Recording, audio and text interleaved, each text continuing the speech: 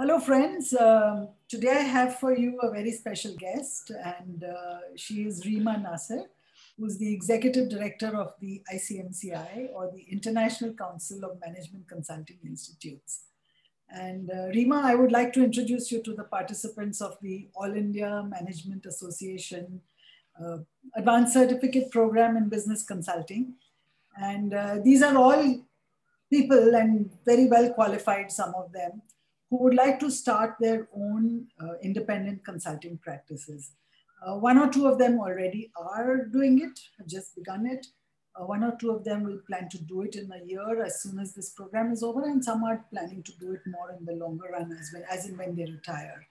So they're all very keen to know about the organization of the profession of management consulting and business consulting. So, Reema, would you like to introduce ICMCI to our participants? Sure will, but before I want to wish everyone good luck. It's a major step that you're taking. You're courageous. This shows entrepreneurship and, well, kudos to you. If you need any support during, also please feel free to contact your council, which is the ICMCI. The ICMCI is a not-for-profit entity.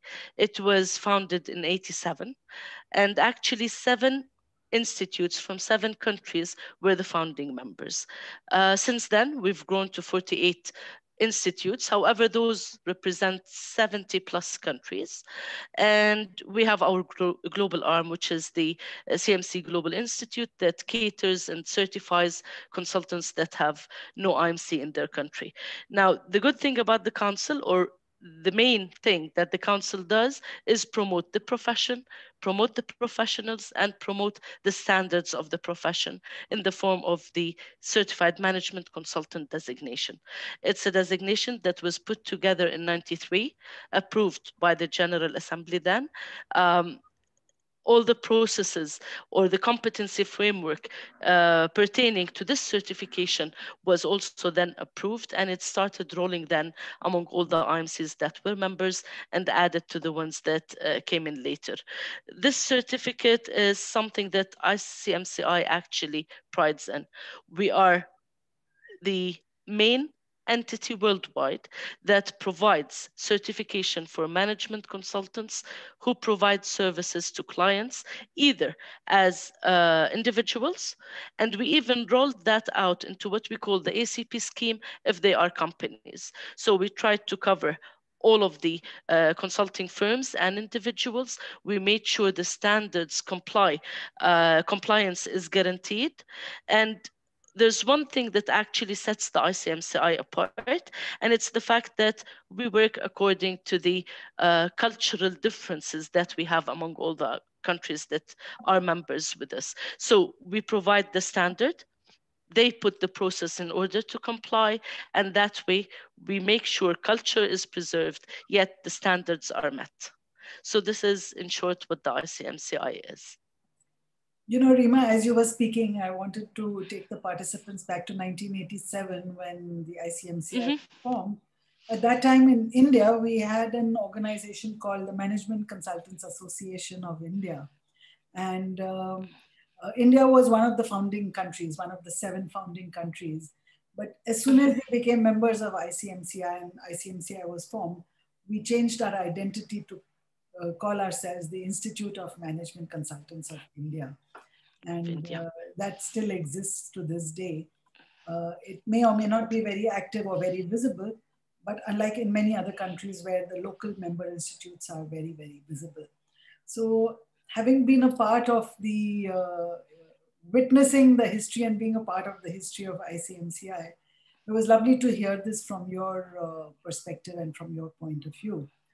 Now, our participants are very curious about the CMC certification and process across your member countries. Particularly, you know, you talked about this CMC Global Institute. They would love to know if it's possible for them to get certification through that institute, or do they have to go through the Institute of Management Consultants in India? That's a doubt which they're on. It would be nice for you to clarify that. Sure will. And as you know, there is a reciprocity between all IMCs. So the first thing I want to start with is that a CMC is recognized anywhere in the world among the different IMCs that are members of ICMCI. So a CMC in India has the same um, uh, knowledge, competence as the CMC in Canada or in Australia or even in Jordan. So reciprocity is full. Now, with regards to the CMC, there are two aspects to it. There's the part that ICMCI does in order to make sure that the IMCs follow the proper competence and framework that we outlined for them. And there's the other part, which is where the IMCs actually certify the individual members according to the criteria. So there are processes on both sides. On the ICMCI side, it is assessments, which are conducted triennially in order to make sure that each member institute complies with the standards of ICMCI in providing the CMC. Now, with regards to the CMC at a national level or at each IMC has the process for certification. This process is based on our competence framework. They comply with it, yet, as I mentioned before, they also maintain their cultural aspect in providing that service. The certification process is about knowledge, but also mainly it's about competence. So a person who would want to become a CMC need to have or need to prove the previous knowledge, the competence that he or she already conducted successful consulting assignments. So it's a proof of competence. Now, the process is about application. It's about providing written summaries of projects that the consultant has already worked on.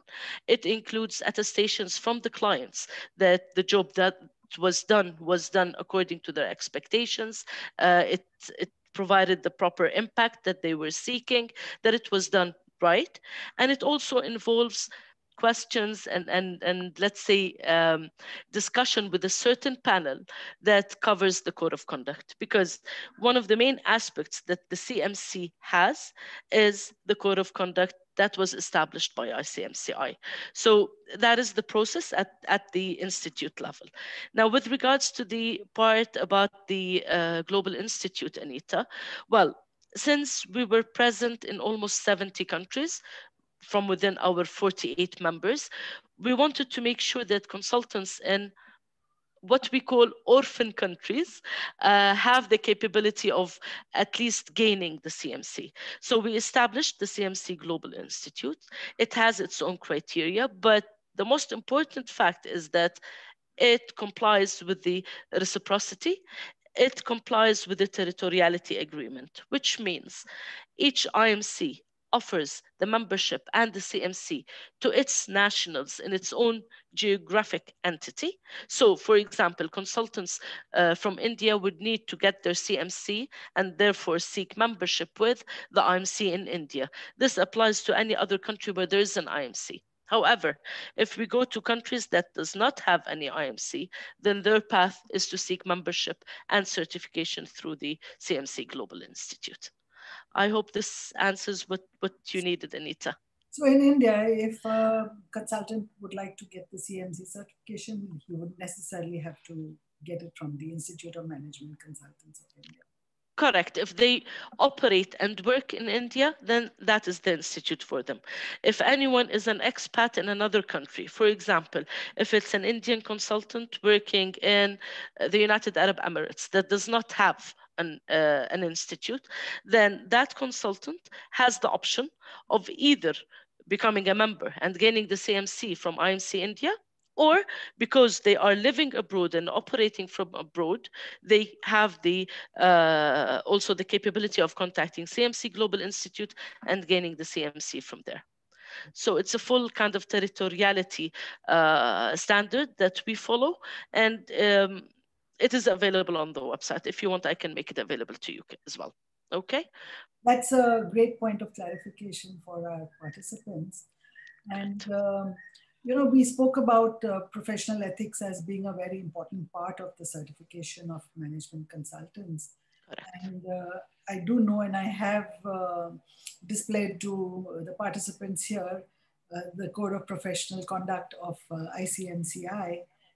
which to me is extremely nicely written, and I have been part of that evolution of that as part of the ethics committee years ago.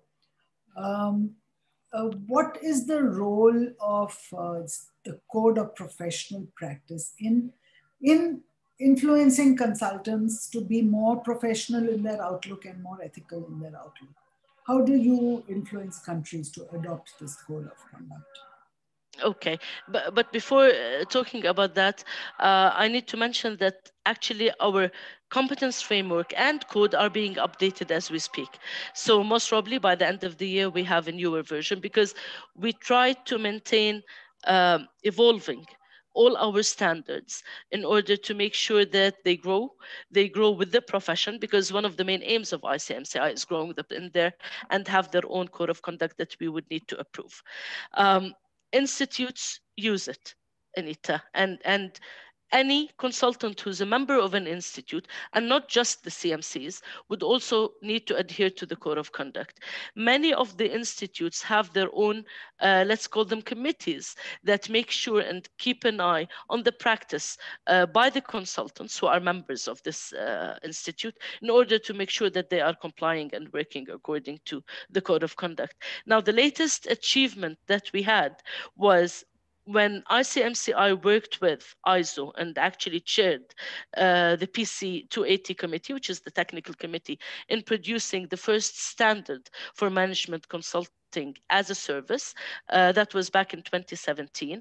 ICMCI launched, and ISO, of course, published and relaunched the ISO 20700 2017. In that standard, so in the standard, whomever wants to apply it would need to abide by the code of conduct, and specifically code of conduct of ICMCI, which is given as an example, Wow. because up till now it is the only worldwide standard that is available for our profession. So in order to make sure that consultants worldwide, other than the ones that are within our network and working within IMCs, we also included that in the ISO 20700 2017 to make sure it has the largest outreach, and it has the most let's say, implementers worldwide, because those who would work according to the ISO would need to make sure that they are adhering to the code of conduct. That's our way of making sure that people know of it, consultants use it, clients are aware that it is there, because it also helps them in making sure that the service that they are provided is according to a code of conduct and a special competence framework, which is the CMC. So what I keep saying now is that we have the three main factors. We have the code of conduct, we have the competency in the CMC, and we have the ISO. So it's the all three combined together that provide the special status of what ICMCI is and how that reflects amongst its IMCs, and of course rolls out to its to the consultants. So all the participants of this program, if at any later stage they would like to apply for the ISO standard, they would also have to sign up to the ICMCI Professional Code of Conduct. Um, and we did that in a manner, Aneeta, where it is easy to implement, because the standard is not certifiable against. So what ICMCI did, we went the, let's say, the extra mile, and we produced what is called the self-declaration checklist. And we train institutes on providing the training for that. So any consultant in India who wants to know more about the ISO 20700, they should seek IMC India and attend the training. And included in there is the ICMCI Code of Conduct. Excellent, excellent. So the profession is evolving. It's definitely evolving. And Correct. my association with ICMCI is almost now 22 years long. When I remember, I attended the first ever ICMCI convention that I attended was in San Francisco. And I'd like to go back and figure out what year that was. But since then, I had spent a good number of years in various committees and various roles as a trustee on board of ICMCI, and eventually as the chair as well. And I can see how the profession has evolved over these last 20 years.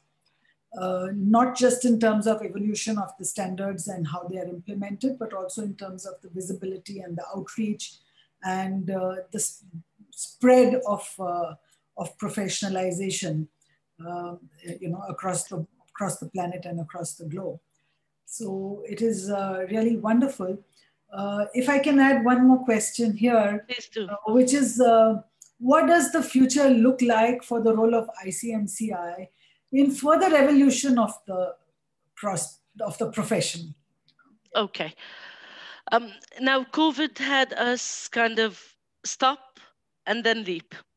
It made us stop because we had to look into our strategies and actually rethink some of what we we thought we would work on during the coming few years, and we actually leapt in diversifying the services. Um, Now, most of what we do is virtual in order to make sure that we reach as many people as possible. What we intend is to meet our vision of being the voice of the profession. And that is what actually moves us. That is what makes sure that we all have the right thing to look at and actually aim for. And for doing that, we've done many let's say actions, and I'm going to speak of a few. Number one, we're putting together a special task force that has started in writing our ICMCI consultancy book. So that's one of the things that we would be publishing hopefully We still next use year. Milan Kuber. We still use Milan Kuber over here. Exactly. We're going to bring out a book that actually is based also on the competency. It wouldn't be about knowledge, it would be about the experience of the consultants that are within the network of ICMCI. And of course, highlighting what the CMCs do and how they do it differently. So the book is one of them. We also started on the National Consulting Index, and that is an index that tells the readiness of a country for continuing to provide the management consulting, and what is the acceptance rate for that profession at that country. That is something we started a few years back. Last year, at the International Consultants Day, actually, we launched the NCI report, and it is available to anyone who wants to access it on our website. So what we try to do is go more into research, go more into findings, talk about the best practices more, and actually evolve with how the world is evolving. Because why I said COVID had a stop and then leap, it's because the role of management consultants worldwide would be shifting. Before, you would notice that many of the big, large consulting assignments would actually go to big, large consulting firms. And I believe with COVID, people are kind of pulling back. Expenditure might be less, except for those who actually made money during COVID. But it's the time for small enterprises and for entrepreneurials to actually maintain what they started and grow. And those are the ones that would need guidance and support. And for them to be able to gain that guidance and support, they wouldn't be able to go to the big consulting firms. They would need um, consultants that actually speak their language, consultants that can offer them mentorship as well as consulting, actually a buddy consultant. That is what those type of entities would be seeking. SMEs would need friends to be their consultants, and this is what and how this profession is evolving. It's not the time of the big consulting firms, it's the time for those who have the proper competence and can actually provide the support in a one-on-one basis, and even throw in the mentorship and the training and the building capacity and the whole lot. Those are the consultants that would be most needed in the after COVID recovery period. So that's where ICMCI is moving. We're holding webinars, Aneeta, in order to make sure that our consultants are up to date with the many different either solutions that are being offered or the many trends that people are seeking. We've built very good relationships with EBRD, and each year we're part of their conference in order to make sure that in their countries of operation we have the proper exposure. So that is how we're doing it, and it would continue as such. We just changed focus into providing actually for the smaller, younger type of consulting firms. So I can see that with initiatives like the National Consulting Index and the evolution of the Code of Professional Conduct, and with spreading out to 70 countries. It used to be 50 during my time. And also with the new book, which will be the next Bible, the New Uh-huh. Testament. And Milan Kuber will end up being the Old Testament. It is That's a what we're new, hoping for. Yeah. yes. And in fact, all the participants of this program have all received a copy of Milan Kuber as a part of their program.